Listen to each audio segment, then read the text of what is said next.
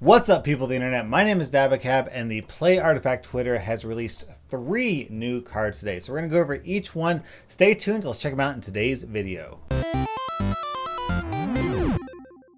Alright, so the cards we're going to look at today are 2 spells and 1 hero. We're going to look at the 2 spells together because what's kind of interesting about them is that they're both answers to item cards. We have a green counter to item cards and a blue counter to item cards, so it's really interesting to see how each color deals with items in their own unique way. So first off, we have Corrosive Mist, which is a 5 mana green spell that reads condemn all equipped items. Now, what's cool about this right off the bat is that this effect is in the perfect color. Because of all the colors in the game, green is probably, arguably, the least reliant on items. Because green really likes powerful creeps, and of course, creeps can't be equipped with items. So, green is perfectly happy investing a lot of the resources in making stronger and stronger creeps rather than investing the resources in getting items to make stronger heroes. So if you play this spell and wipe out all the items from both your heroes and the enemy heroes, then your green heroes might not mind that much. You know, they might just maintain their current strength because they don't need items to be all that powerful. And of course, I forgot to mention that it does touch on the one important thing about this spell is that it affects your heroes as well as the enemy heroes. So it's kind of a double-edged sword. You're gonna have to decide when the right time to use this card is. Now, luckily, you get to control when that happens. So, for example, you could cast this spell, wipe out all the items, and then afterwards you play items on your heroes for a really significant tempo swing in your favor. Alternatively, you could hold on to it, wait for that Apotheosis Blade, especially if you're playing against some sort of econ ramp deck that is all about, building lots and lots of gold and buying some super strong item and equipping on a hero. You just wait for that moment, and then before they get to use that item, for example, Horn of the Alpha, they equip the Horn of the Alpha, passes to you. Before they even get a chance to use that thing, you drop this spell and completely wipe out 25 gold plus probably more worth of items. So overall, this is a really strong card. However, I don't think I would run more than maybe 1 or 2 copies in a deck. 3 is completely excessive. You really don't need to destroy that many items, especially considering every time you cast this spell, there's a fairly good chance that you're going to be destroying some of your own items as well.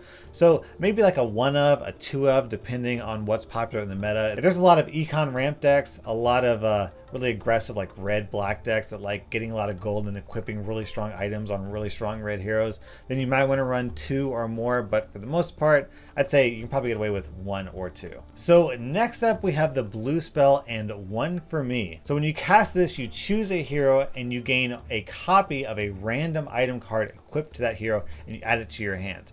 Now it's important to note that you gain a base item, so if there's any stacking effect on an item like Book of the Dead, which gains charges, or any of the Stonehall items, which slowly get more powerful over time, you don't get any of those extra effects or charges. It just comes to your hand, base effect, as if you had just purchased it from the store, and that's the item. Now, what I like so much about this card is it's so incredibly versatile because you can play it on your own heroes to double up a card that you've already purchased. Like you buy Apotheosis Blade, you put it on a hero, you cast this spell on your hero, and then you get a second Apotheosis Blade to put on someone else for absolute crazy effects. Alternatively, if your opponent is completely outrushing you in gold, you can just wait for them to drop some huge item on a creature, play this on their creature, and hopefully, it's a random effect, so you don't know which other items it will give you, but hopefully you will get the really expensive, maybe 25 gold item, and you can equip your own hero with them and turn their own economy against them. The other really cool thing about this effect, and why I'm really glad this is a blue spell,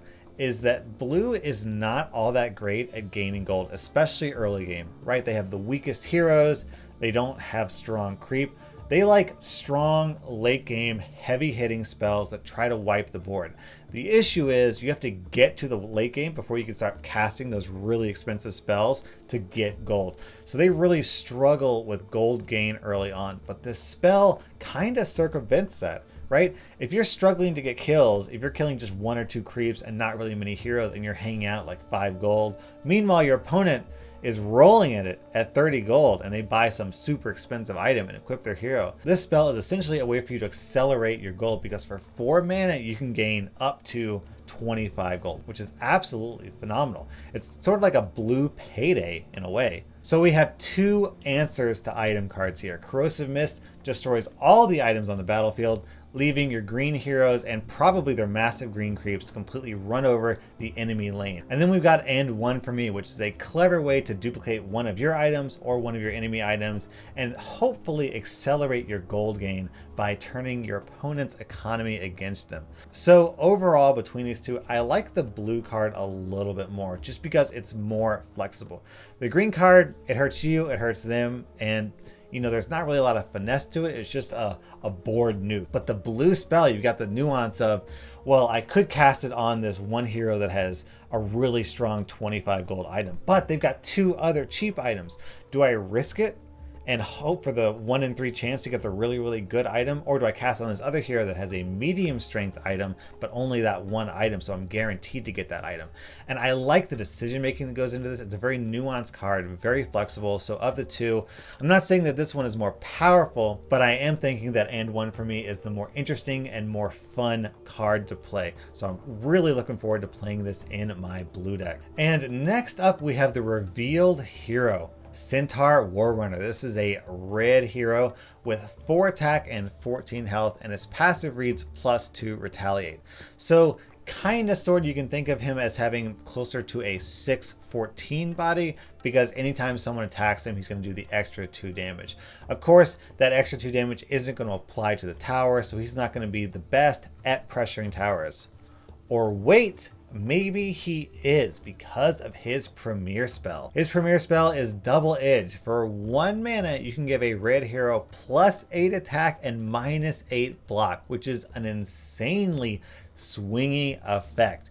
So is this card good? Yes, absolutely. Is this card bad? Yes, absolutely.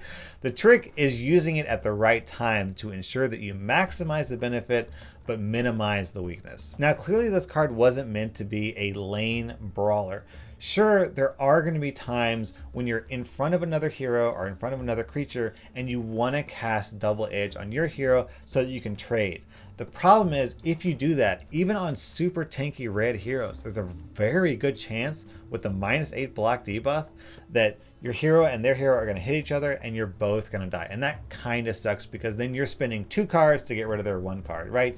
You've got Axe, you've got, let's say, Phantom Assassin. You cast Double Edge on your Axe. You've spent 2 cards, Axe plus Double Edge, to take down Phantom Assassin. And that's not really a great trade for you. So I think instead, the primary reason to use Double Edge is situations where you need to get extra damage in at a corner diagonal, so you're attacking one of your enemy neighbors who is not attacking you back, or more likely, you use this to pressure tower damage. This combos quite well with Centaur because since he has Retaliate, he's a bit more focused on brawling in the lane rather than hitting the tower. So with +4 attack, he's just not really going to be able to pressure the tower. So I think the theory, the idea behind this card, is you use his impressive body and Retaliate to sort of whittle down the lane until he has an opening. Then when there is an opening, you cast the +8 attack spell on him and he goes through the tower, and at that point it doesn't matter that he's got some of his attack locked up in his Retaliate passive, and he just smacks the tower for absolutely massive damage.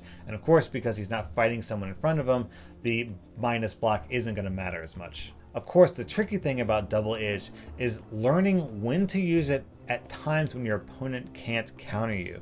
Obviously, there's going to be times when you cast Double Edge on your hero and there's no one in front of him, and then you pass to your opponent and your opponent smacks your Warrunner or other red hero with a spell and does massive damage, or puts a creature in front of you to prepare for massive damage. So it's going to be really important to learn when and how to use this to your best ability. And I think luckily, because it's only 1 mana, we can very easily do that at the later stages of a turn. So let's suppose you've got 7 mana. You cast 5 or 6 mana on other cards, let's say, for example, Ogre Conscript.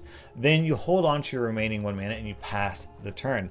They cast some, massive spell or creature that takes up all their mana, leaving them with 0. So you think, okay, now's my chance. They can't cast anything. I know my Centaur Warrunner or other red hero is going to go through. So I'll cast Double Edge now when it's too late for them to counter, and they will go through and smack the tower for absolutely massive damage. If this is the first or second spell you use on your turn, then there's a very good chance that your opponent is going to be able to punish you. So this is just a really high risk, high reward card. I do like that it pairs quite well with Centaur Warrunner's overall stat and his passive, but I feel like it's going to take a highly skilled and patient player to get the most use out of his premier spell. That's for sure. So those are the 3 cards. I don't want to go on and on. I feel like Centaur Warrunner is such a cool card. I could spend hours talking about it until I go hoarse.